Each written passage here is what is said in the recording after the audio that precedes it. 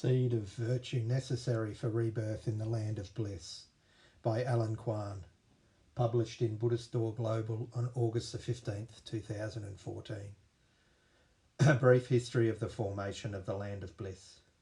According to the Infinite Life Sutra, in the era of Lokeshvara Tathagata, there was once a king who left his royal family and became a wise bhikshu monk named Dharmakara. He asked the Tathagata to speak of the pure lands of all Buddhas and their conduct in excellence. Thus, the Tathagata described 21 billion pure lands and revealed them all to Dharmakara. Taking the perfections and all excellences and good qualities of all the Buddha lands into account, Dharmakara took up pure practices and over the course of 5 kalpas designed and formulated the specifications in the creation of his own pure land. After he had completed the master plan, he came before the Tathagata and made 48 great vows, saying that he would not become a Buddha if any of them was not realised. Dharmakara has now been a Buddha called Amitabha for 10 kalpas. His pure land is called Sukhavati, the land of bliss, and is located far away in the west of our world. After the formation of his pure land, Amitabha continues to cultivate and accumulate immeasurable real merits and virtues for sentient beings in the 10 directions, in order to help them to be reborn in his land of bliss. The land of bliss is a splendid realm of unconditioned nirvana. The Infinite Life Sutra says, Bhikshu Dharmakara was solely intent on producing a glorious and exquisite land. The Buddha land which he sought to establish was vast in extent, unsurpassed, and it's supremely wonderful, always present and subject neither to decay nor change. During inconceivable and innumerable kalpas, he cultivated the immeasurable meritorious practices of the Bodhisattva path. The glorious and exquisite land of bliss created by Amitabha is different in nature from our Saha world. In the Saha world, all phenomena are impermanent. They are not always present and are subject to decay and change. The sutra further indicates a difference between the land of bliss and the Saha world.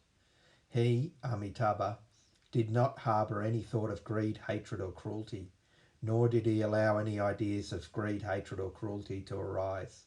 He was unattached to any form, sound, smell, taste, touch or idea. Possessed of the power to persevere, he did not avoid undergoing various afflictions. Having little desire for his own sake, he knew contentment.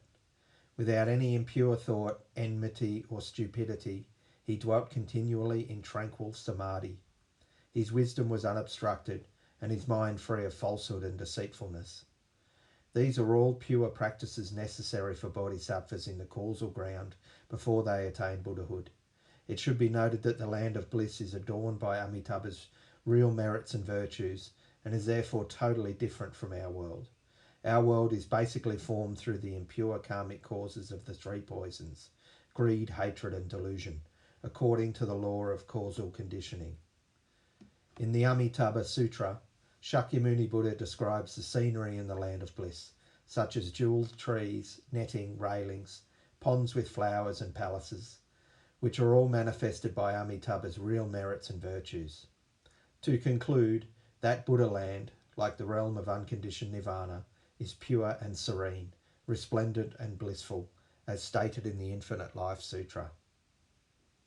Seed of virtue necessary for rebirth in the land of bliss. We come now to a crucial question. How can an immoral, ordinary being be born in this splendid realm of unconditioned nirvana? In Buddhism, we know that if we have the karmic cause or seed of the 3 poisons, we will be born in one of the 3 lower realms. If we practice the 5 precepts and the 10 wholesome deeds, we will be born in the human and God realms. As ordinary beings carrying the karmic seeds of the 6 realms, they are bound by the force of karma to reincarnate within the 6 realms unceasingly. If an ordinary being wishes to be free from the cycle of rebirth, he must cast aside all deviant views and purify himself of all karmic afflictions, so that he is no longer bound by the force of karma. He then attains the seed of the sages and sets forth on the path of virtue, commencing the pure practices and cultivating the flawless or real merits and virtues. With the seed of virtue, he can be born in the lands of the holy, which are not accessible or visible to ordinary beings. Similarly, if one wishes to be born in the land of bliss, the homeland of the Buddha Amitabha, and the realm of unconditioned nirvana, one must possess the equivalent seed of virtue to Amitabha himself. It should be noted that the precepts and practices of the mundane world cannot provide ordinary beings with the seed of virtue necessary for rebirth in the real land of bliss. These are unreal in nature and applicable only to the unreal world.